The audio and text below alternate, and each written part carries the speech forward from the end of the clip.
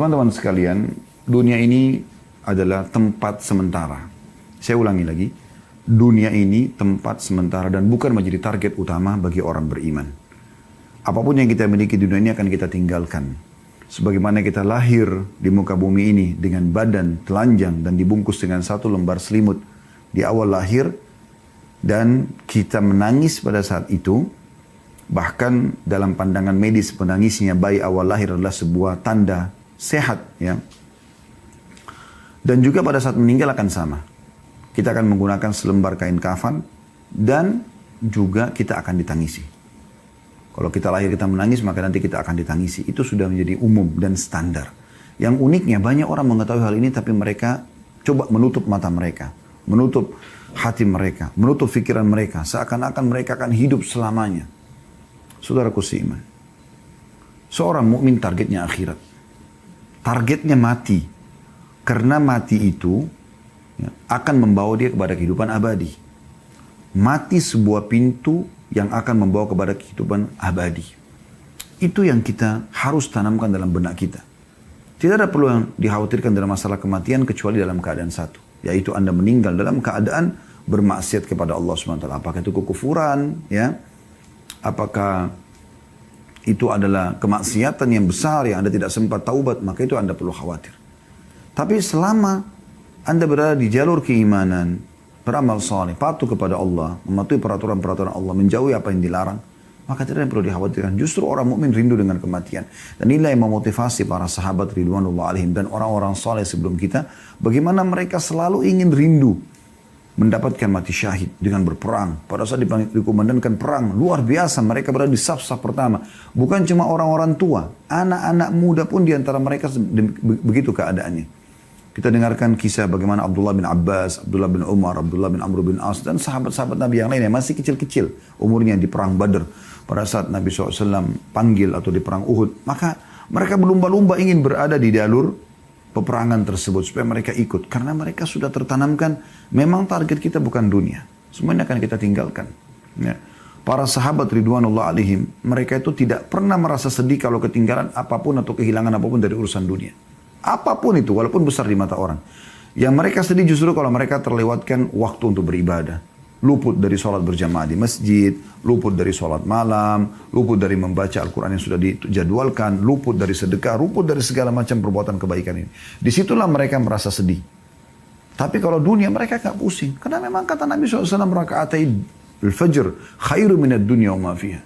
2 rakaat sholat sunnatul fajr lebih baik daripada dunia dan seluruh isinya. 2 rakaat saja yang kita kerjakan cuma 2-3 menit.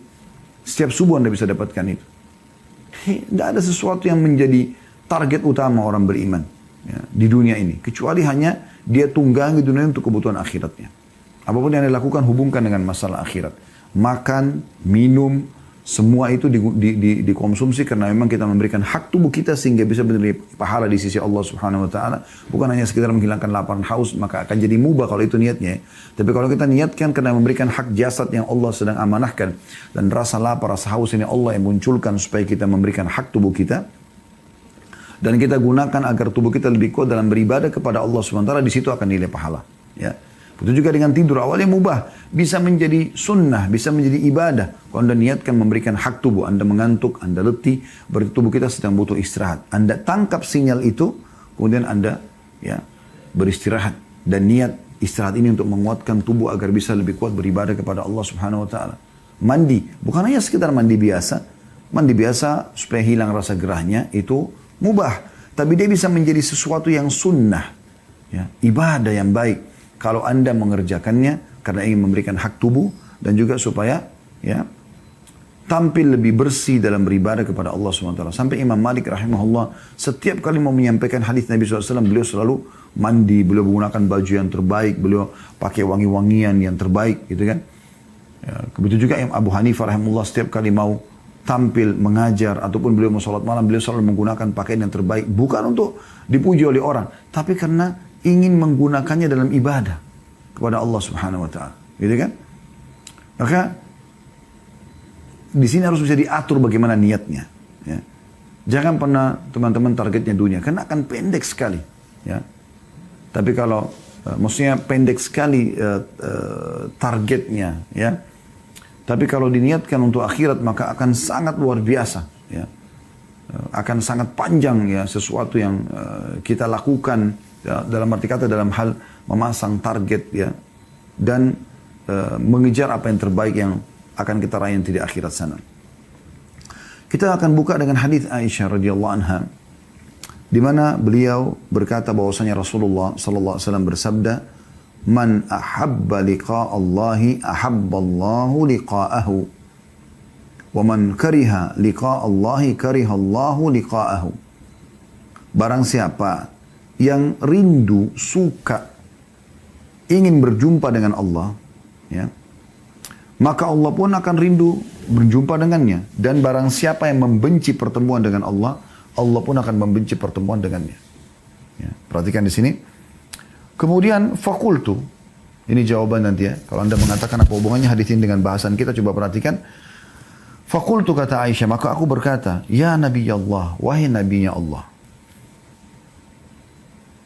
Akarahiyatul mauti fakulluna nakrahul maut.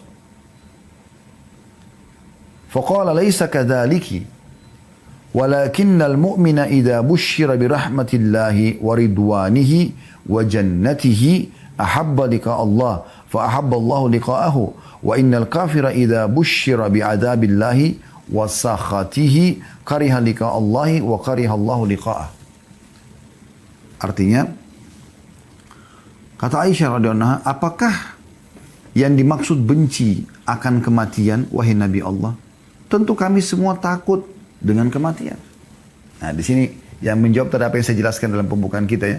Jadi orang mukmin tidak perlu takut. Aisyah mengatakan kami selama ini masih takut mati, gitu kan. Tapi dengarkan bagaimana setelah Nabi SAW menjelaskan kepada beliau. Kata Nabi SAW, bukan begitu maksudnya. Namun, maksud yang benar adalah seorang mukmin jika diberi kabar gembira dengan rahmat, keridhaan serta surganya, nanti kalau mati itu masuk surga loh. Nanti kan kita terima hasil amal-amal kita loh.